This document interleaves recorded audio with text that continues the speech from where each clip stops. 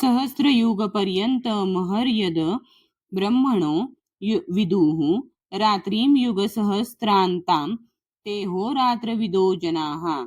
17.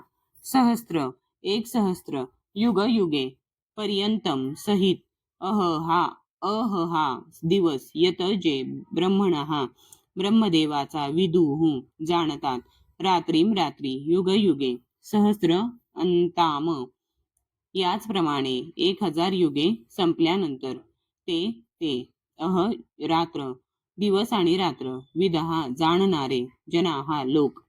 मानवीय गणनेनुसार 1 सहस्त्र चतुर्युगे म्हणजे ब्रह्मदेवाचा एक दिवस होतो आणि अशाच 1000 चतुर्युगांची ब्रह्मदेवाची एक रात्र असते. तात्पर्य: प्राकृत विश्वाचा कालावधी मर्यादित असतो. कल्पांच्या चक्रात तो गणला जातो. एक कल्प म्हणजे ब्रह्मदेवाचा एक दिवस होय आणि ब्रह्मदेवाचा एक दिवस म्हणजे 1000 चतुर्युग होय. सत्व, त्रेता, द्वापार आणि कली या 4 युगांना मिळून एक चतुर्युग असे म्हटले जाते. सदाचार, ज्ञान आणि धर्म आणि अज्ञान व दुर्गुण यांचा जवळजवळ अभाव ही सत्ययुगाची लक्षणे आहेत. सत्ययुगाचा कालावधी हा 1,728,000 वर्षे इतका असतो. त्रेतायुगामधील दुर्गुणांचा प्रादुर्भाव होतो. त्रेतायुगामध्ये दुर्गुणांचा प्रादुर्भाव होतो आणि त्रेतायुगाचा कालावधी 1,296,000 वर्षे इतका असतो. द्वापार युगामध्ये सदाचार आणि धर्माचा अधिक प्रमाणात ऱ्हास होतो आणि दुर्गुणांचा प्रभाव वाढतो. द्वापार युग 864,000 वर्षापर्यंत चालते आणि शेवटी कलियुगामध्ये 5000 वर्षांपासून आपण या युगाचा अनुभव घेत आहोत.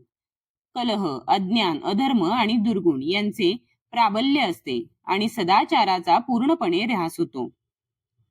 कलियुगाचा कालावधी 432,000 वर्षे इतका असतो. कलियुगामध्ये अधर्म इतका वाढतो की शेवटी भगवंत स्वतः कल्की अवतार धारण करतात आणि असुरांचा विनाश करतात व भक्तांचे रक्षण करतात. त्यानंतर नव्या सत्ययुगाचा प्रारंभ होतो. नंतर युगामागून युगे येण्याचा हा क्रम पुन्हा सुरूच राहतो. या 4 युगांचे 1000 वेळा फेरे झाले म्हणजे ब्रह्मदेवाचा एक दिवस होतो आणि तितक्या फेऱ्यांनंतर एक रात्र होते.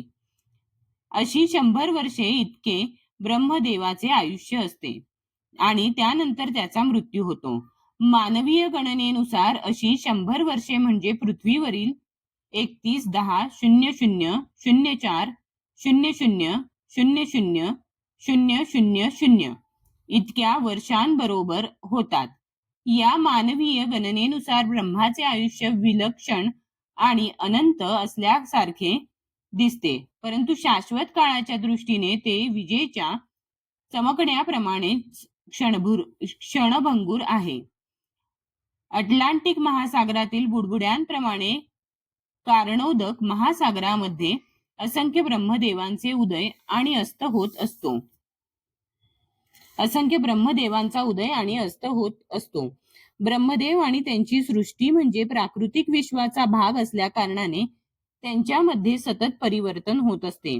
प्राकृत विश्वात ब्रह्मदेव सुद्धा जन्म, मृत्यू, जरा आणि व्याधी यातून मुक्त नाहीत, परंतु ब्रह्मदेव ब्रह्मांडांचे व्यवस्थापन करीत भगवंतांच्या सेवेमध्ये प्रत्यक्ष संलग्न असल्यामुळे त्याला तात्काळ मोक्षप्राप्ती होते. उन्नत